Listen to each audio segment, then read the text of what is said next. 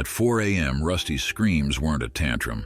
They were a death alarm for a pregnant bobcat hemorrhaging in an illegal bear trap deep in the Pennsylvania woods, her unborn kittens dying with every heartbeat. When the neighbors of Maple Ridge Lane finally followed the frantic house cat into the darkness, they had no idea they were racing against time to save not one life, but 5. Before we continue, don't forget to subscribe to the channel, like the video, and comment where in the world you're watching from. Let's go. The scream pierced the pre-dawn darkness like a knife, shattering the peaceful silence of Maple Ridge Lane.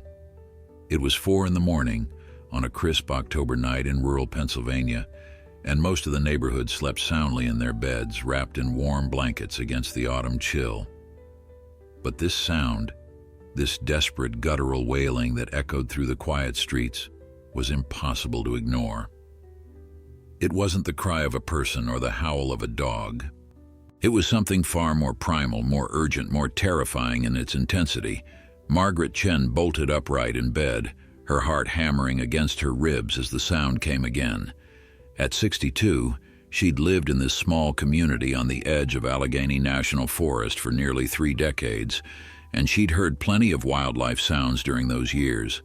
Deer snorting in her garden, owls hooting from the ancient oaks, even the occasional black bear rustling through trash cans. But this was different. This was the sound of pure anguish. Her husband Tom was already reaching for his glasses on the nightstand, his weathered hands fumbling in the darkness. "What in God's name is that?" he muttered, his voice gravelly with sleep. The sound came again, louder this time, more insistent. It seemed to be coming from somewhere near their backyard, from the wooded area that bordered their property and stretched deep into the forest beyond. Margaret swung her legs out of bed, her feet finding her slippers in the darkness. "I don't know, but something's wrong.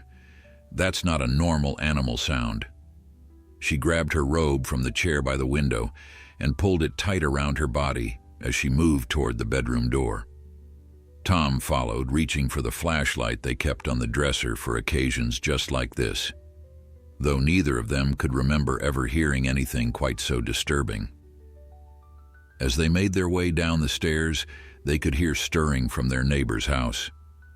Through the window, Margaret saw lights flicking on in the Johnsons' place next door, then at the Morrisons' across the street. The entire neighborhood was being roused by this relentless, haunting cry. When they reached the back door and Tom switched on the porch light, they saw something that made Margaret's breath catch in her throat. There, on their back deck, was Rusty. Their 12-year-old orange tabby cat, the gentle giant who spent most of his days lounging in sunny windowsills and begging for treats, was transformed into something Margaret had never seen before. His back was arched, every hair on his body standing on end, making him appear twice his normal size. His eyes were wild, reflecting the porch light in an eerie green glow, and from his throat came that terrible, continuous scream. It wasn't a meow or a hiss or any sound Margaret had ever heard a domestic cat make. It was a primal alarm, a desperate call that seemed to reach into something ancient and instinctual. "Tom, look at him," Margaret whispered, pressing her hand against the glass. "What's wrong with him?" Tom moved closer to the door, his flashlight beam cutting through the darkness beyond the porch. Rusty wasn't looking at them. His entire focus was directed toward the tree line at the edge of their property, about 50 yards from the house. He would scream, pause for just a moment as if listening, then scream again, his body trembling with the effort. Before either of them could decide what to do, their neighbor, Bill Johnson, appeared on his own back deck, wearing flannel pajamas and carrying a hunting rifle. "Margaret, Tom," he called out, his voice tight with concern. "What's going on over there? Is everything all right?" Margaret opened her back door, and immediately Rusty turned to her, his screaming intensifying. He ran to her legs, winding around them frantically, then darted back toward the edge of the deck, looking at her with those wild eyes before running back again. "He's trying to tell us something," Margaret said, her voice shaking. "Bill, I think something's in the woods." Tom aimed his flashlight toward the tree line, sweeping the beam back and forth across the darkness. At first, there was nothing, just the familiar shapes of trees and undergrowth. Then the beam caught something that made all three of them freeze. A reflection, low to the ground, about 20 yards into the woods. Eyes, large golden eyes that gleamed in the flashlight beam, unmoving, fixed on them with an intensity that was unmistakable even from this distance. More neighbors had gathered now, drawn by the commotion. Sarah Morrison, a veterinary technician from across the street, hurried over in her bathrobe, her face creased with worry. "What's happening?" she asked, then stopped short when she heard Rusty's continued screaming. "Oh my God, that cat is in distress. Margaret, has he been injured?" Margaret shook her head, unable to take her eyes off those glowing eyes in the woods. "He's fine, but he's trying to tell us something. There's an animal out there, Sarah. Something's wrong." Tom kept his flashlight trained on the eyes, which hadn't moved. The animal, whatever it was, seemed to be lying down, which struck him as odd. Most wild animals, when caught in a flashlight beam, would either flee or charge, or this one simply watched them, those golden eyes holding steady, unblinking. Bill, still holding his rifle, moved carefully down from his deck and crossed into the Chen's yard. "I'm going to check it out," he said, his voice quiet but firm. "Nobody's getting any sleep until we figure out what's got that cat so worked up." Sarah grabbed his arm. "Wait, Bill. If it's injured or aggressive, you could get hurt. Let me call animal control." But Bill shook his head. "By the time they get here from town, it'll be dawn. Whatever's out there needs help now, or Rusty wouldn't be carrying on like this." He turned to Tom. "Come with me. Bring that light. Margaret, you stay here with Sarah and keep Rusty inside. We don't need him following us out there." As the two men began walking slowly toward the tree line, Rusty's screaming reached a fever pitch. The October air was sharp and cold as Tom and Bill made their way across the dew-soaked grass toward the woods. Behind them, more porch lights had flickered on along Maple Ridge Lane, and a small crowd of neighbors had gathered on the Chen's back deck, their faces pale and anxious in the yellow glow. Rusty had finally been coaxed inside by Margaret, but even through the closed door they could hear his continued wailing, muffled now but no less desperate. Tom's flashlight beam trembled slightly as they approached the tree line, not from fear exactly, but from an awareness that they were crossing some invisible boundary between the familiar safety of their neighborhood and whatever wild drama was unfolding in the forest. Bill kept his rifle lowered but ready, his finger resting along the trigger guard in the way he'd been taught during his years as a hunter. He'd taken deer in these woods every season for the past 15 years, knew the terrain as well as anyone in the community. But this felt different. The way those eyes had remained fixed on them, unmoving, suggested an animal that was either extremely confident or unable to flee. Neither option was particularly comforting. As they pushed past the first line of trees, the undergrowth crunching beneath their boots, Tom swung his flashlight in wide arcs, trying to illuminate as much of the surrounding forest as possible. "There," Bill said suddenly, pointing to their left. Tom redirected the beam and they both saw it clearly now.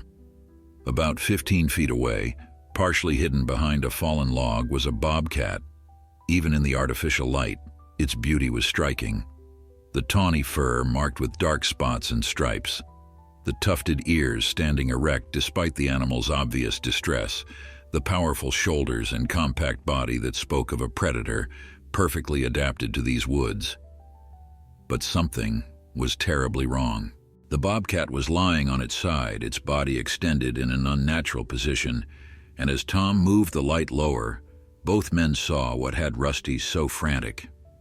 "Jesus Christ," Bill breathed, lowering his rifle immediately. "It's caught in a trap." The steel jaws of a leg-hold trap were clamped around the bobcat's right hind leg, the chain attached to a stake driven deep into the forest floor. But worse than that, far worse, was the blood.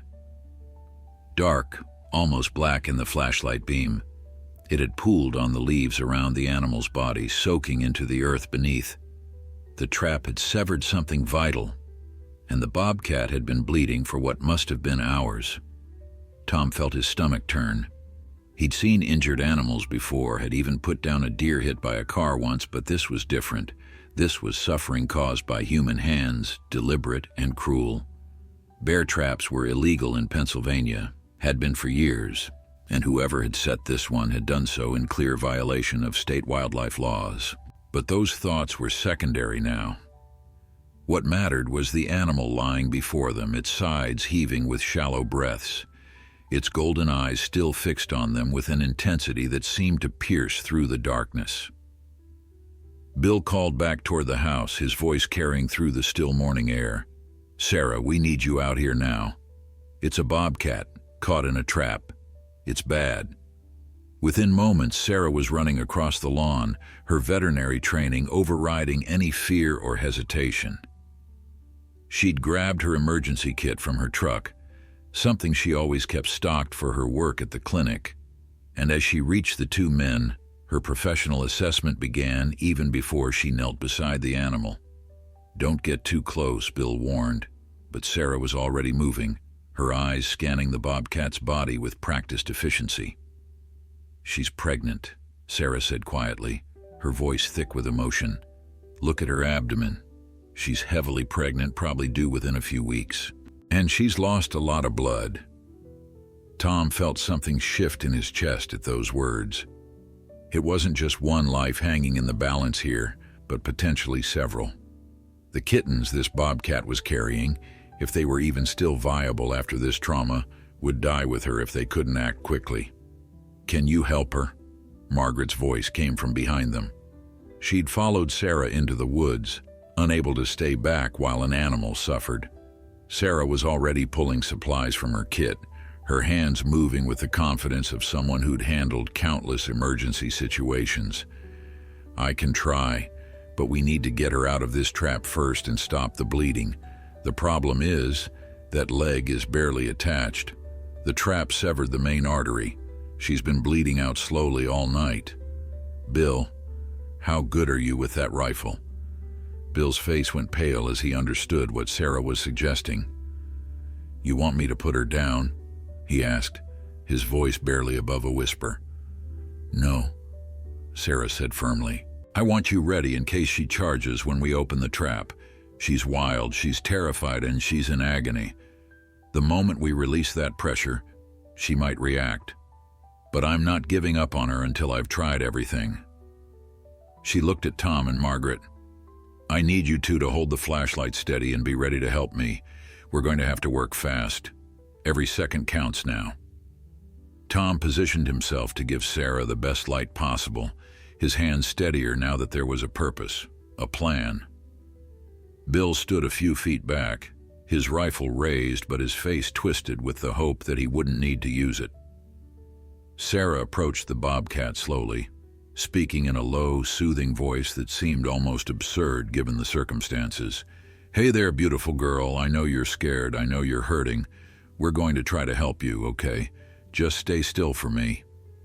The bobcat's ears flattened against her skull and a low growl rumbled from deep in her chest, but she didn't try to move. Whether from weakness or some instinctive understanding that these humans meant to help, she remained still as Sarah examined the trap. The mechanism was old, rust-covered, and had been modified to make it even more deadly.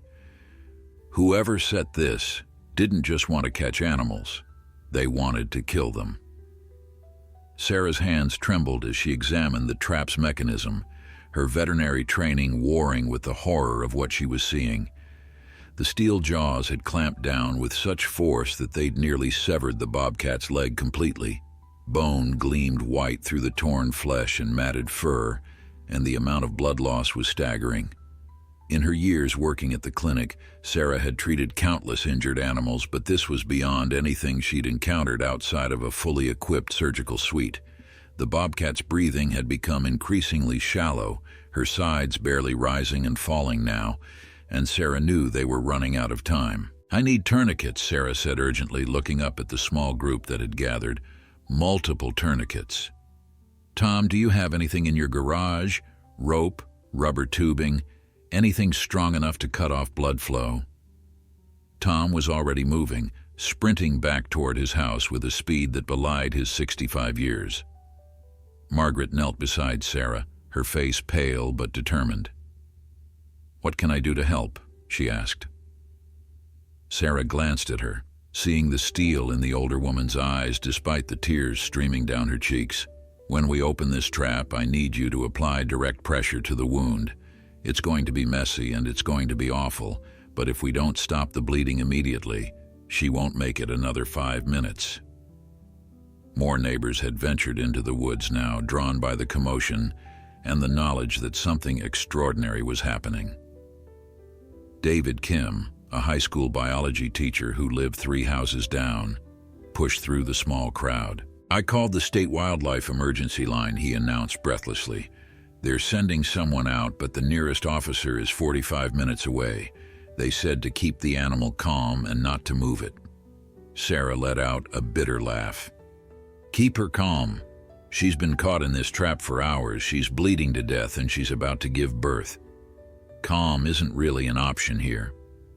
Tom returned with an armload of supplies, rubber bungee cords, zip ties, and a length of garden hose that Sarah immediately began cutting into strips. Bill had been joined by his teenage son Marcus, who'd brought every towel he could find in their house. "Good thinking," Sarah told the boy, who looked simultaneously fascinated and horrified by the scene before him. "We're going to need all of those." She turned back to the bobcat, whose eyes had begun to glaze slightly, that fierce golden intensity dimming. "No, no, no. Stay with me, girl. Don't you dare give up now. Your babies need you." As Sarah prepared her makeshift tourniquets, Margaret noticed something that made her heart clench. Through the bobcat's torn flesh and the blood-soaked fur, she could see movement in the animal's swollen abdomen. The kittens were still alive, still shifting and pressing against their mother's belly, completely unaware of the desperate situation unfolding. "Sarah," Margaret whispered, pointing. "The babies are moving." Sarah saw it too, and felt a renewed sense of urgency. "That's good," she said, though her voice was tight. "That means they're still viable.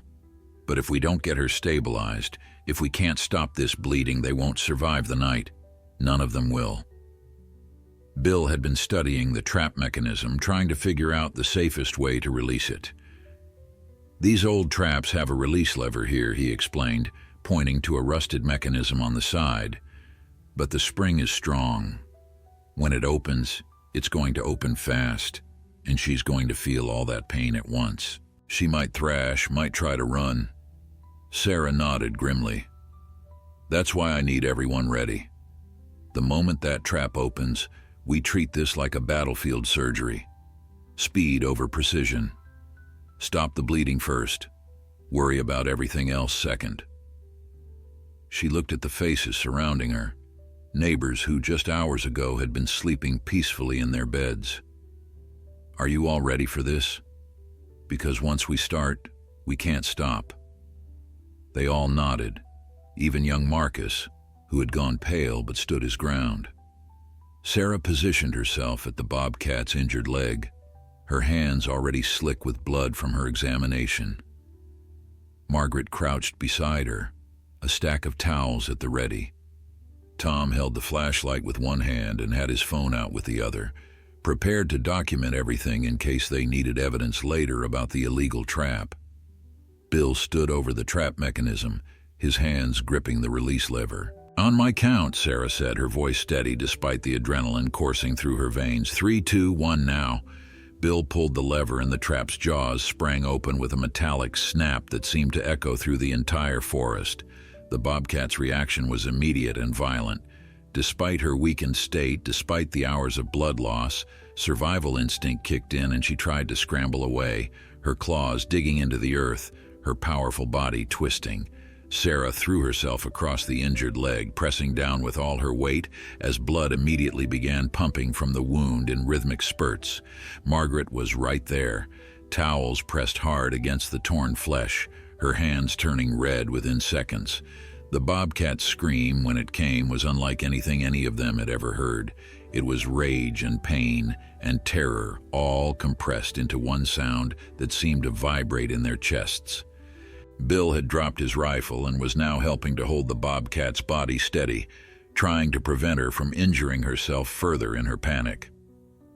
"Easy, easy," he kept repeating, though whether he was trying to calm the animal or himself was unclear.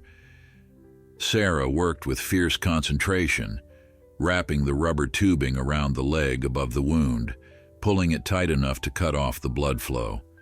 The spurting slowed, then stopped, but the damage was catastrophic. "Margaret, I need you to put pressure here," Sarah directed, guiding the older woman's hands to a specific point. "Hard as you can. Don't let up no matter what." David Kim had taken over flashlight duty from Tom, who was now on his phone calling the 24-hour emergency veterinary hospital in the next county. The voice on the other end of Tom's call was professional, but concerned.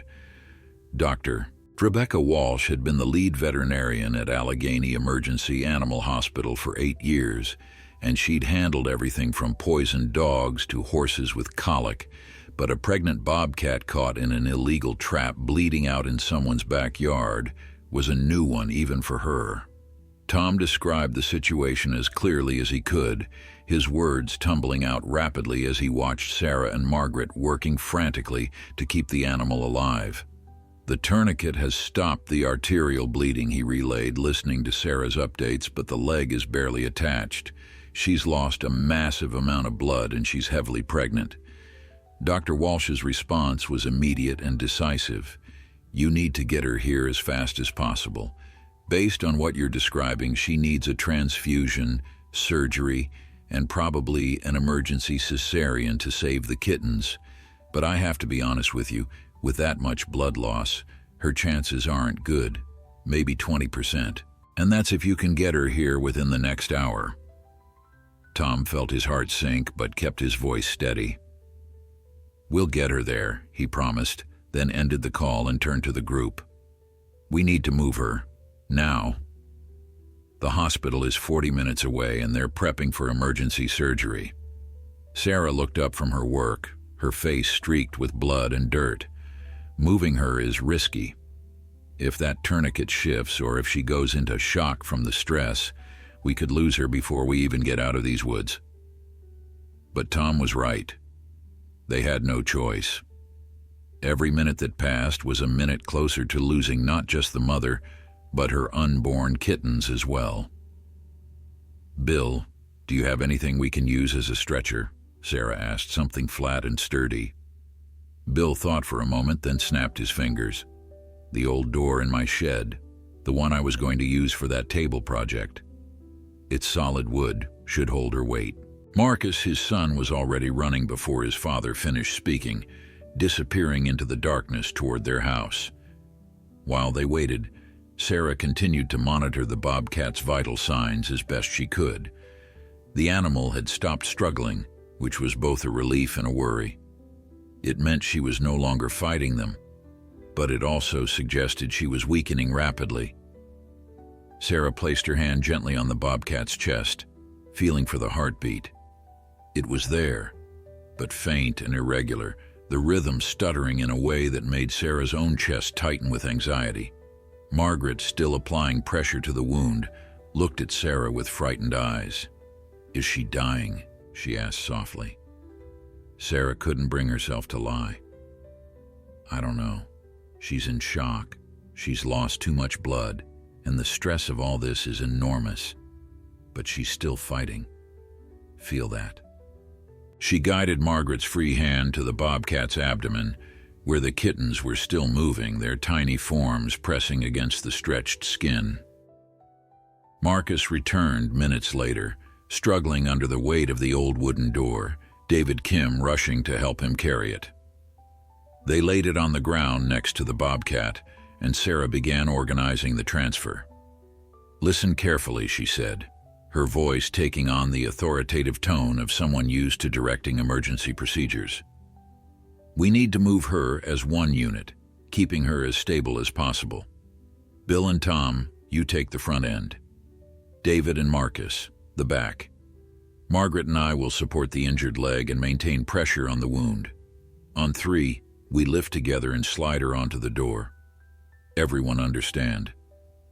They all nodded, positioning themselves around the injured animal. The bobcat's eyes, half closed now, tracked their movements with what little awareness she had left. Sarah counted down, her voice steady, and on 3 they lifted. The bobcat let out a weak cry but didn't struggle as they carefully maneuvered her onto the makeshift stretcher. Sarah immediately repositioned the towels around the wound, checking that the tourniquet was still secure. Good, good. Now we move fast but steady.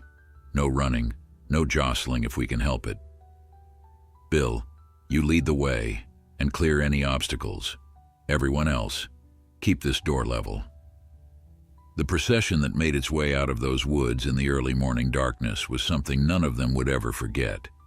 6 neighbors, some in pajamas, some in hastily thrown-on clothes, carrying a door with a dying bobcat through the forest, while the sky above them slowly began to lighten with the approaching dawn. Rusty had escaped from the house somehow and trotted alongside them, no longer screaming but making small, anxious chirping sounds as if encouraging them to move faster. The walk across the Chen's backyard felt endless, every step measured and careful as they struggled to keep the door level while navigating the uneven ground. Tom's truck was already running, the back gate lowered and lined with blankets that more neighbors had brought. The community had mobilized completely now. Jennifer Morrison had made coffee that she was pressing into people's hands. Old Mr. Patterson from the corner house had brought his military field medical kit, offering supplies that Sarah gratefully accepted. The Singh family had cleared their garage so there would be room for everyone's vehicles, and young Amy Chen, Margaret's granddaughter who'd been staying with them, had already called ahead to the hospital again to give them an updated arrival time. It was the kind of coordinated effort that only happened in tight-knit communities, where everyone knew everyone, and a crisis for one was a crisis for all. They slid the door carefully into the truck bed, Sarah climbing in with it immediately. "I'm riding back here with her," she announced, leaving no room for argument. Tom pulled out of his driveway at 5:15 in the morning, his headlights cutting through the lingering darkness as he navigated the residential streets toward the highway. In the bed of his truck, Sarah braced herself against the wheel well, one hand maintaining constant pressure on the bobcat's wound, while the other monitored the animal's increasingly shallow breathing. The drive to Allegheny Emergency Animal Hospital normally took about 40 minutes, but Tom was determined to make it in 30. He kept his speed steady but urgent, not reckless enough to risk an accident, but fast enough that every straightaway saw the speedometer climbing toward 80. Margaret sat in the passenger seat, her phone pressed to her ear, as she maintained contact with Dr. Walsh at the hospital. "They're asking about her size and approximate weight," Margaret called back through the open rear window. Sarah had to estimate, her focus never leaving the bobcat. About 25 pounds, maybe a little less now with the blood loss. Late-term pregnancy, probably carrying 3 to 5 kittens based on the size of her abdomen. Tell them her heart rate is weak and thready, respiration is shallow, and she's showing signs of severe shock. Margaret relayed the information, her voice shaking slightly as Dr. Walsh's response came through. "They're setting up for immediate surgery. They want to know if there's any way to get a blood sample en route." Sarah shook her head, even though Margaret couldn't see her. "Not safely. We're doing everything we can just to keep her stable. Any additional stress could push her over the edge." The truck hit a pothole and Sarah had to grab the side rail to steady herself, her other hand never leaving the wound site. "Easy, Tom," she called forward. "I know we need to hurry, but we can't risk jostling her too much." Tom eased off the accelerator slightly, his knuckles white on the steering wheel, as he forced himself to balance speed with caution. The sky was lightening rapidly now, the deep purple of pre-dawn giving way to softer shades of pink and gold. Behind them, Bill Johnson followed in his own truck, having insisted on coming along in case they needed extra hands. Marcus sat beside his father, the teenager's earlier fascination with the rescue now replaced with genuine concern etched across his young face. "Dad, do you think she's going to make it?" he asked quietly. Bill kept his eyes on the road, following Tom's taillights through the winding country roads. "I don't know, son, but those folks are doing everything humanly possible. Sometimes that's all you can do, and hope it's enough." Marcus was silent for a moment, then spoke again. "That cat, Rusty, he knew something was wrong hours before we did."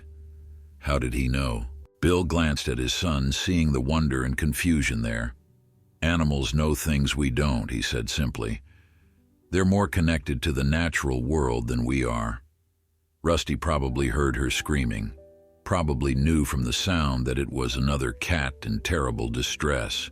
Cats might not be pack animals like dogs, but they're not completely solitary either. They feel things, understand things we're only beginning to figure out." Marcus absorbed this, looking out at the forest passing by his window. That trap was illegal, wasn't it? Bill's jaw tightened. Yes, it was.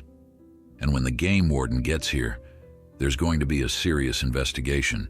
Someone in our area is setting illegal traps, and they're going to be held accountable. In the truck ahead, Sarah was fighting an increasingly difficult battle. The bobcat's breathing had become more labored, her chest rising and falling with visible effort now. The kittens were still moving. Sarah could feel them shifting under her hand, but their mother's condition was deteriorating rapidly. "Come on, girl," Sarah whispered, leaning close to the bobcat's ear. "You've come this far. Your babies need you. Just hold on a little longer. We're almost there." The animal's ear twitched slightly at the sound of Sarah's voice, a small response that gave Sarah a tiny spark of hope. She checked the tourniquet again, making sure it was still secure. The bleeding had stopped completely now, but Sarah knew that was both good and bad. Good because the animal wasn't losing any more blood. Bad because it meant there was barely any blood pressure left to push blood through the wound. Margaret turned in her seat, her face visible through the rear window. "Dr. Walsh says they have blood on standby. Apparently there's a network of veterinary practices that keep blood donations from domestic cats for emergencies like this." She paused, then added quietly, "She also said we should prepare ourselves. Even with surgery, the chances are still very slim." Sarah didn't respond, couldn't respond. She'd known from the moment she saw the extent of the injuries that this was likely to end in heartbreak. But knowing and accepting were two different things, and she wasn't ready to give up yet. Neither, it seemed, was the bobcat. Despite everything, despite the trauma and blood loss and shock, the animal was still breathing, still fighting with whatever strength remained in her battered body. They passed through the small town of Brookville, its main street still quiet at this early hour, only the gas station and a diner showing any signs of life. Tom navigated the turns with practiced precision, his decades of driving these roads serving him well now. He could see the first signs for the hospital now, the green highway signs indicating they were only 10 miles away. "Margaret, call them again," he said.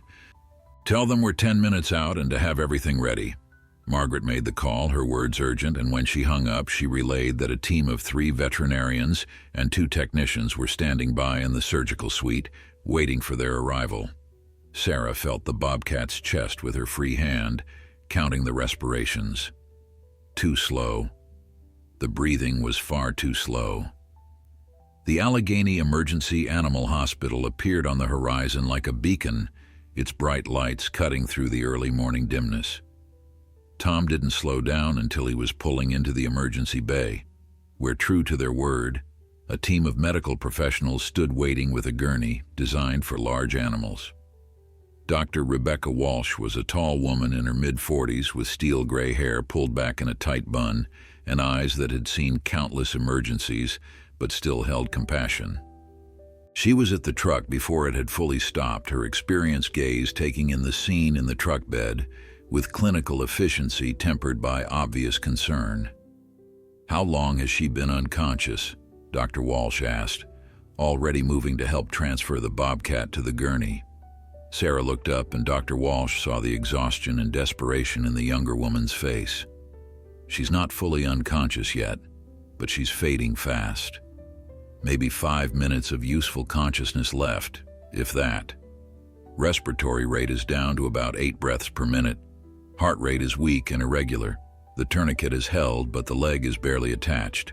And she's heavily pregnant, probably within 2 weeks of delivery based on the size and position of the kittens."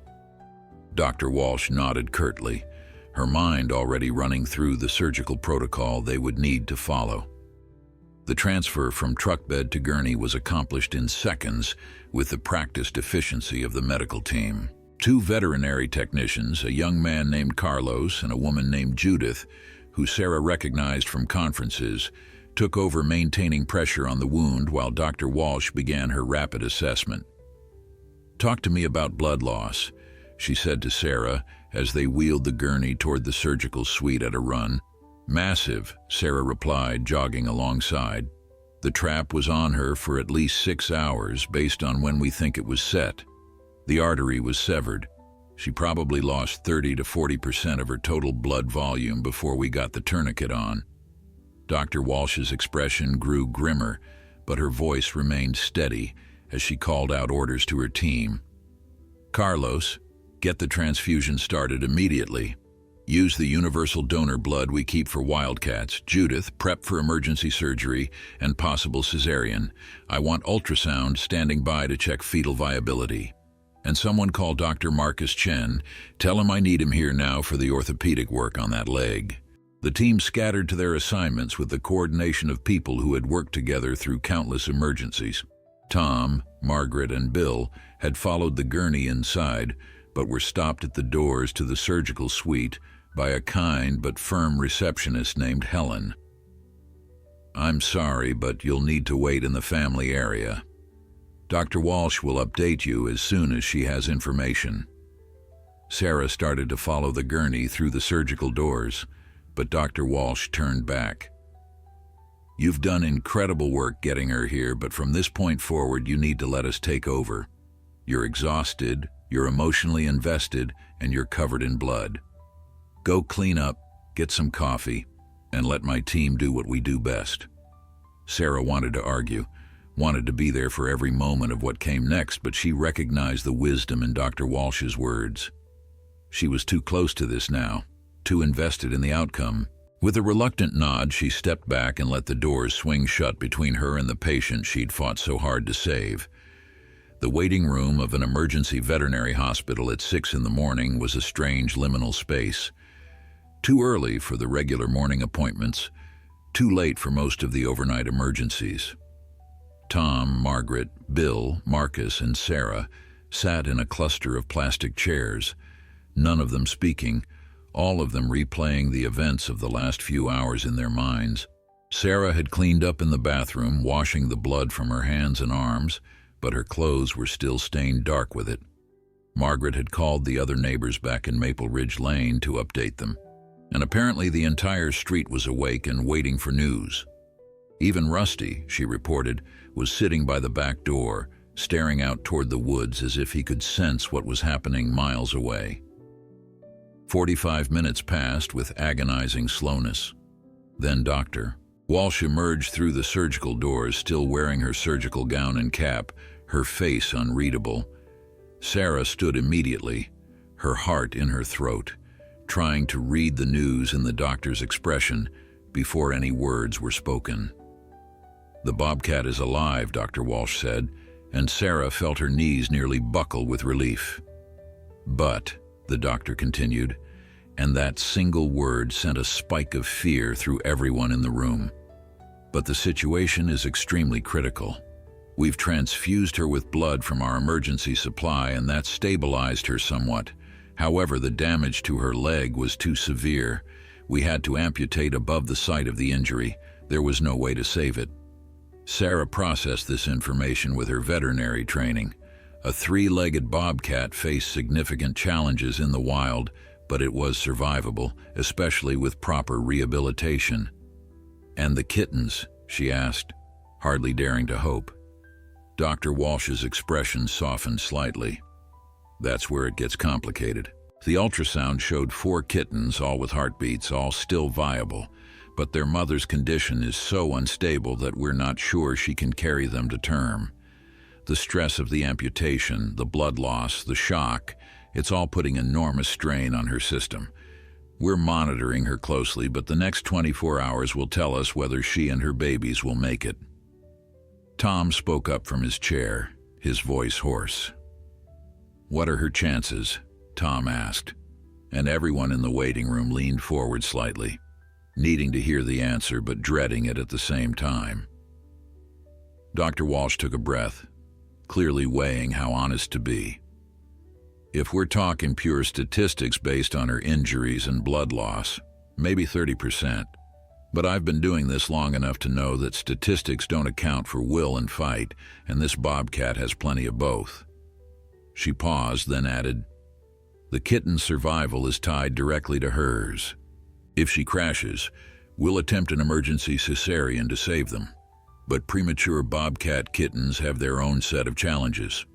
Their best chance is if their mother can hold on and deliver them naturally when the time comes." Sarah sank back into her chair, the weight of everything that had happened in the last few hours finally crashing down on her. She'd dealt with plenty of wildlife emergencies in her career, but this felt different. Maybe it was the way Rusty had fought so desperately to alert them, or the image of those golden eyes watching them from the forest, or the feel of those kittens moving under her hand. Whatever it was, this case had gotten under her skin in a way few others had. "Can we see her?" Sarah asked quietly.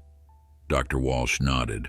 "She's sedated and intubated right now, but yes, one at a time, and only for a few minutes. She's in intensive care, and we need to keep stress and stimulation to an absolute minimum." Sarah went in first, following Walsh through the maze of hallways to the ICU. The room was dimly lit and filled with the soft beeping of monitors. The bobcat lay on a heated pad covered with clean blankets, her beautiful spotted coat looking incongruous against the clinical medical equipment surrounding her. Her right hind leg, or what remained of it, was heavily bandaged. An IV line ran into her front leg, steadily dripping blood and fluids into her depleted system. Her chest rose and fell rhythmically with the assistance of the ventilator, and her eyes were closed, her face peaceful in sedation. Sarah approached slowly, careful not to disturb any of the equipment, and gently placed her hand on the bobcat's shoulder. "You made it through surgery, girl. Now you just need to keep fighting. Your babies are counting on you." Over the next 12 hours, the vigil continued. Tom and Margaret eventually went home to rest and care for Rusty, but Bill and Marcus stayed, unwilling to leave until they knew the outcome. Sarah refused to go home at all, catching brief naps in the waiting room chairs and subsisting on vending machine coffee and granola bars. Dr. Walsh and her team rotated through shifts, monitoring every aspect of the bobcat's condition, adjusting medications, checking vital signs, watching for any sign of improvement or decline. Around noon, Dr. Marcus Chen arrived, the orthopedic specialist Dr. Walsh had called in. He examined the amputation site and pronounced the surgery well done, though he cautioned that the real test would come when they tried to wean the bobcat off sedation. By evening, 18 hours after the surgery, Dr. Walsh made the decision to begin reducing the sedation. "This is it," she told Sarah, who had been hovering near the ICU all day. "If her body is going to handle this, we'll see signs now. If it's not, well, we'll know that too." Sarah stood at the observation window, watching as the medical team carefully monitored the bobcat's response to decreased medication. At first, there was nothing, just the continued mechanical rise and fall of her chest. Then slowly, one of her ears twitched.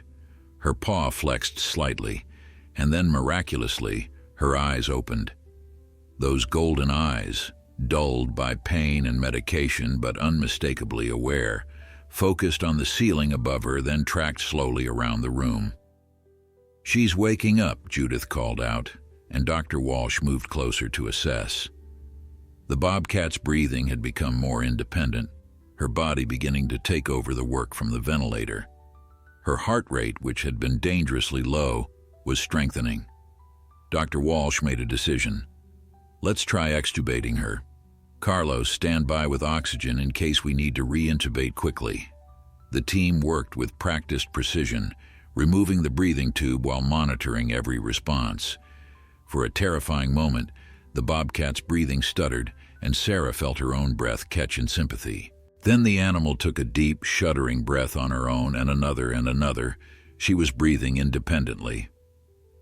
The next critical moment came an hour later when the bobcat tried to move and discovered her missing leg. Sarah watched through the observation window as the animal's confusion and distress became apparent. She tried to stand, tried to shift her weight in the way she'd done her entire life, and found only empty air where her leg should have been.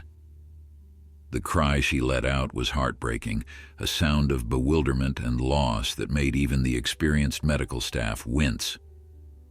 Dr. Walsh moved quickly to administer a mild sedative, just enough to ease the panic without putting her back under completely. "This is normal," she said, though her own expression was pained. "Animals don't understand what happened to them. She'll need time to adjust, to learn how to balance with 3 legs instead of 4. As night fell on that first day, the bobcat settled into an uneasy rest, her body exhausted from the trauma and surgery. The second day brought new complications that nobody had anticipated. Around 3 in the morning, the monitoring equipment began signaling distress. Dr. Walsh, who had been catching a few hours of sleep in the on-call room, was at the bobcat's side within minutes. The animal was showing signs of going into premature labor, her body contracting rhythmically, despite the fact that the kittens weren't due for at least another 2 weeks. The stress of everything she'd been through was triggering her body's emergency response, trying to expel the kittens before they were fully developed. Dr. Walsh moved quickly, administering medication to try to stop the contractions, while Sarah, who had been alerted immediately, rushed back into the ICU. "We can try to stop the labor," Dr. Walsh explained as she worked. "But if we can't, we'll need to assist with the delivery. Premature bobcat kittens this early have about a 50-50 chance if we can get them breathing and keep them warm. The added complication is that their mother is in no condition to care for them. She's barely strong enough to survive herself." Sarah felt her heart sink. After everything they'd been through, after all the work and hope and determination, it might still end in tragedy. The medication Dr. Walsh had administered seemed to be working initially. The contractions slowed, then stopped altogether. The bobcat's vital signs stabilized, and for a brief window of time, it seemed like crisis had been averted. But nature had other plans. At 7 in the morning, the contractions returned with renewed intensity. This time, no amount of medication could stop them. The bobcat's body had made its decision, and her kittens were coming whether they were ready or not. Dr. Walsh called in her entire team and converted the ICU into a delivery room. "We're going to assist as much as we can," she told them, "but remember that she's a wild animal in pain and confusion. Everyone stay alert." Sarah positioned herself where she could observe but remain out of the way. Her hands clenched so tightly that her fingernails cut into her palms. Bill and Marcus had returned that morning and stood vigil in the waiting room, where they'd been joined by David Kim and several other neighbors from Maple Ridge Lane who had driven out to show their support. The first kitten was born at 7:43. It emerged tiny and still, its eyes sealed shut, its fur barely visible through the membrane that surrounded it. Dr. Walsh worked quickly, clearing the airway and stimulating breathing while Judith prepared a heated incubator. For several agonizing seconds, The kitten didn't respond. Then it gave a tiny gasp, its miniature mouth opening, and let out a weak but unmistakable mewl. "He's breathing," Carlos announced, carefully placing the kitten on a scale. 92 grams, definitely premature. Dr. Walsh nodded, still focused on the mother. 2 weeks early means underdeveloped lungs and poor temperature regulation. Get him into the incubator immediately and monitor his breathing constantly. The second kitten came 15 minutes later, larger than the first and more vigorous. This one started breathing almost immediately and even attempted to crawl, its tiny claws barely formed, but already seeking purchase on the blanket beneath it. 108 grams, Judith called out. Better size, stronger response. That's a good sign. The third kitten arrived at 8:20, and this one was clearly in distress. It was the smallest of the three, barely 80 grams, and it wasn't breathing. Dr. Walsh performed CPR on the tiny creature, her experienced hands gentle but firm as she worked to stimulate life into the fragile body. "Come on, little one," she murmured. "Come on." After what seemed like an eternity but was probably only 90 seconds, the kitten gasped and began to breathe, though its respirations were shallow and irregular. The fourth and final kitten was born at 8:55, and the moment Sarah saw it, she knew something was wrong. It was perfectly formed, a beautiful spotted kitten that would have been stunning, but it was stillborn. Dr. Walsh worked frantically, trying every technique she knew to revive it, but after 10 minutes of effort, she finally stopped and shook her head. "I'm sorry. This one didn't make it. The umbilical cord was compressed.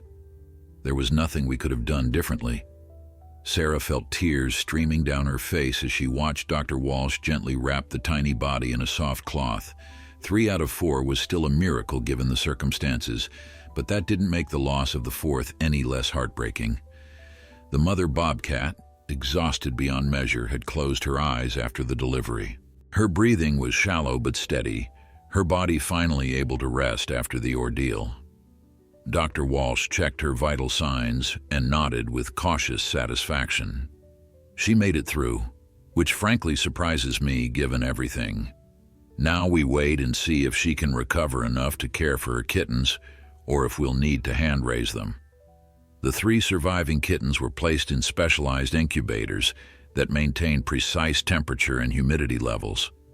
They were lined up in the ICU like tiny astronauts in space pods, their miniature bodies barely visible among the blankets and heating pads. Over the next 72 hours, the hospital became a second home for Sarah and several members of the Maple Ridge Lane community. They rotated shifts, ensuring someone was always there in case there was news or a crisis. The Pennsylvania Game Commission arrived on the 4th day after the rescue, represented by Wildlife Conservation Officer Daniel Price, a man in his early 50s with the weathered appearance of someone who spent most of his time outdoors. He met with Tom, Bill, and Sarah in the hospital conference room, his notebook open and his expression serious. "I need you to walk me through everything that happened, from the moment you first heard the distress call to when you found the bobcat in the trap." Tom recounted the story in detail, from Rusty's 4 a.m. screaming to the discovery of the illegal trap deep in the woods. Bill provided GPS coordinates of the trap's location, which he'd had the foresight to mark on his phone, and Sarah described the extent of the injuries in clinical terms that made Officer Price's jaw tighten with anger. Leg hold traps have been illegal in Pennsylvania for wildlife since 1997, Officer Price said, his voice controlled but clearly furious. And modified traps designed to maximize damage are a federal offense. Someone in your area is operating an illegal trap line, and based on what you've described, they're not just poaching, they're engaging in animal cruelty. He looked at each of them in turn. "I'm going to need to examine the trap itself and canvass the area for others. This likely isn't an isolated incident." Bill volunteered to guide him back to the site, and Tom offered to contact other neighbors to see if anyone had noticed suspicious activity in the woods. As the investigation began, The focus at the hospital remained on the bobcat and her 3 surviving kittens. The mother, whom the staff had begun calling Sierra after the mountain range she'd likely come from, showed remarkable resilience. By the end of the first week, she was eating small amounts of food and had begun tentatively moving around her enclosure, learning to balance on 3 legs.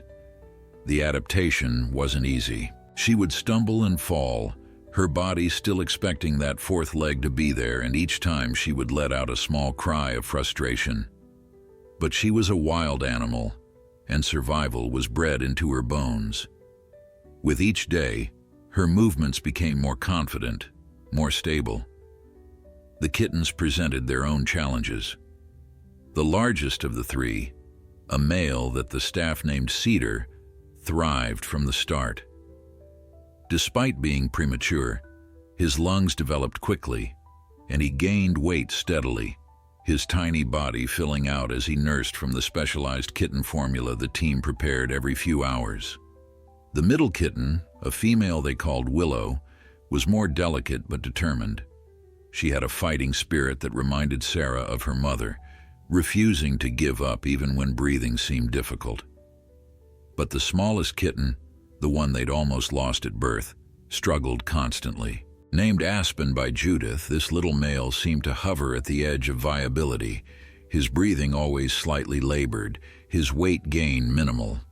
Dr. Walsh spent hours with Aspen, trying different formulas, adjusting temperature and humidity in his incubator, monitoring every tiny change in his condition. Sarah often found her in the ICU late at night, sitting beside the incubator with a book or medical journal, unwilling to leave the fragile kitten alone. It became clear to everyone that Dr. Walsh had become as invested in this case as Sarah was, her professional detachment giving way to something more personal. One night, as Sarah brought her coffee around midnight, Dr. Walsh looked up with tired eyes and said, "I've been doing this for 20 years. I should be better at accepting when we can't save them all." Sarah sat down beside her. "But we did save them. 3 out of 4 kittens, and their mother, who by all rights should have died in those woods. That's not failure, Doctor." Walsh managed a small smile. "Tell that to Aspen. He's fighting so hard, and I don't know if it's going to be enough." The conversation was interrupted by a sound from Sierra's enclosure. The mother bobcat had been watching her kittens from across the ICU, her enhanced wild senses telling her that her babies were near even though she couldn't see them clearly. Now she let out a low, rumbling vocalization, a mother's call to her offspring. In their incubators, all 3 kittens responded, their tiny heads turning toward the sound even though their eyes were still sealed shut. Cedar let out a surprisingly loud mewl in response, and even tiny Aspen stirred, his breathing seeming to strengthen slightly. Dr. Walsh and Sarah looked at each other with sudden understanding. "She needs to be with them," Sarah said. "I know the risk of infection. I know all the medical reasons to keep them separated, but she needs her babies, and they need their mother." "Doctor." Walsh was quiet for a long moment, weighing medical protocol against instinct. Then she stood decisively. "Let's try it. We'll move 1 incubator into her enclosure under controlled conditions. See how she responds."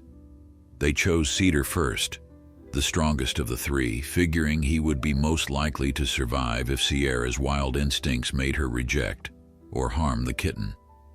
They placed his incubator in the corner of her enclosure where she could see and smell her offspring, but couldn't accidentally injure him with her movements. Sierra's reaction was immediate and profound. She dragged herself across the enclosure, her 3-legged gait awkward but determined, until she reached the incubator. She pressed her face against the clear plastic, making that low rumbling sound again, and Cedar responded, his tiny paws pushing against the barrier between them. Over the next hour, Sierra never left that incubator's side, lying as close as she could get. Her body curled protectively around it, even though she couldn't touch her kitten directly. The change in both mother and baby was remarkable. Cedar's vital signs improved within hours of being near his mother, his breathing becoming more regular, his sleep more peaceful. Encouraged by this success, Dr. Walsh made the decision to move Willow's incubator into the enclosure as well, positioning it on Sierra's other side. The mother bobcat divided her attention between both kittens, moving carefully between them, her maternal instincts fully engaged despite her injuries. Sarah watched this scene unfold with tears streaming down her face, remembering that desperate morning in the woods when she wasn't sure any of them would survive. Now here was Sierra, broken but undefeated, doing everything in her power to care for her babies even through the barriers of medical necessity. The question of Aspen remained. The tiny kitten was still struggling, still hovering at that dangerous edge between life and death. On the 10th day after the rescue, Dr. Walsh made a difficult decision. If proximity to his mother helped the other two, maybe it would help him too. "We're running out of options," she told Sarah. "Either we try this, or we accept that he's not going to make it." They moved Aspen's incubator into Sierra's enclosure that evening, placing it directly in front of her where she could see him clearly. What happened next would be talked about in the hospital for years to come. Sierra seemed to understand that this kitten, her smallest and weakest offspring, needed her most.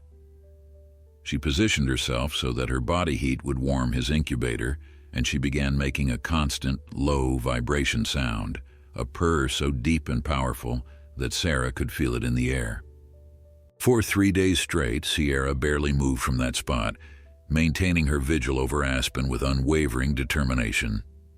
And slowly, impossibly, the tiny kitten began to improve. His breathing steadied, his weight started to climb, and his responses became stronger. By the end of the 2nd week, Dr. Walsh declared him out of immediate danger, though he would always be the smallest and most delicate of the 3. Meanwhile, Officer Price's investigation had uncovered something far more disturbing than a single illegal trap. Working with Bill and several other volunteers from Maple Ridge Lane, they'd found 17 more traps scattered throughout a 5-mile radius of the forest, all illegal, all designed to cause maximum damage to whatever animal was unfortunate enough to trigger them.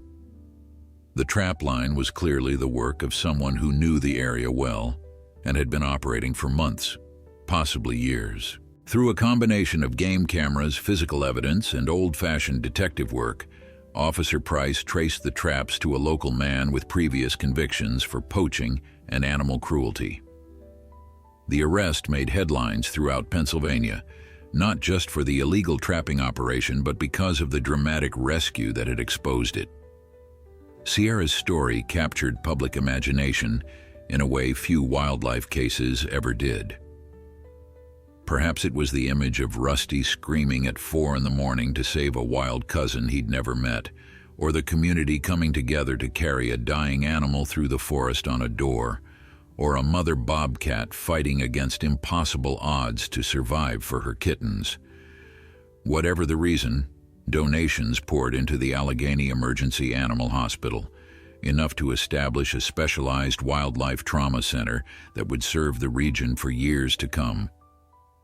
3 months after that terrible morning, Sierra had adapted remarkably to life on 3 legs. She would never be released back into the wild, Dr. Walsh explained to the gathered community members who had come to the hospital for an update. A 3-legged bobcat can't hunt efficiently enough to survive, and her kittens will need to stay with her for at least 6 more months, but I've been in contact with the Pennsylvania Wildlife Sanctuary, and they've agreed to create a permanent home for Sierra and her family. They'll have a large naturalistic enclosure where Sierra can live out her life in safety, and her kittens will eventually be evaluated for possible release once they're old enough and fully developed. The day Sierra and her kittens were transferred to the sanctuary, half of Maple Ridge Lane made the drive to see them off. The 3 kittens, now robust and healthy, even little Aspen, who had grown into a feisty fighter, peered out from their transport carriers with eyes that had opened to reveal the same golden color as their mothers. Sierra traveled separately, sedated for the journey but stable and strong. As the transport van pulled away, Sarah found herself standing next to Tom and Margaret, all three of them thinking about that pre-dawn morning that had changed so many lives. Back at the Chen house, Rusty had become something of a celebrity himself. The local news had done a feature on the hero house cat, whose screaming had alerted his humans to the emergency, and he received his own commendation from the Pennsylvania Animal Welfare Association. Margaret had the certificate framed and hung it in their living room, though Rusty himself seemed far more interested in the extra treats and attention that came with his newfound fame. On quiet evenings, Tom would sometimes find the old orange cat sitting by the back door, staring out toward the tree line where that horrible trap had been removed and the forest floor had begun to heal. The story of Sierra and her kittens became more than just a tale of animal rescue. It became a reminder of the invisible connections that exist between domestic and wild, between human compassion and natural resilience, between a single moment of attention and the cascade of consequences that can flow from it. Officer Price used the case in his training seminars, teaching new wildlife officers about the importance of community awareness and rapid response. Dr. Walsh published a paper on the medical protocols they'd developed, which became standard practice for treating traumatic injuries in wild felids. And Sarah, who had been considering leaving veterinary medicine before that October morning, found her passion renewed and her purpose clarified. 5 years later, Sierra still lived at the sanctuary, a regal three-legged bobcat who had become an ambassador for her species. Her kittens, fully grown now, had all been successfully released back into protected forest lands, where they contributed to the genetic diversity of Pennsylvania's bobcat population.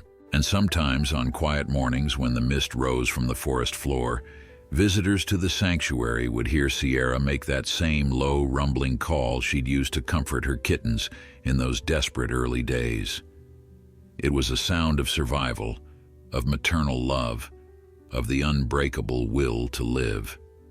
It was the sound of a miracle that began with a house cat's scream at 4 in the morning, and it echoed through the mountains as a testament to what was possible when communities came together to fight for a single life, and in doing so changed countless others.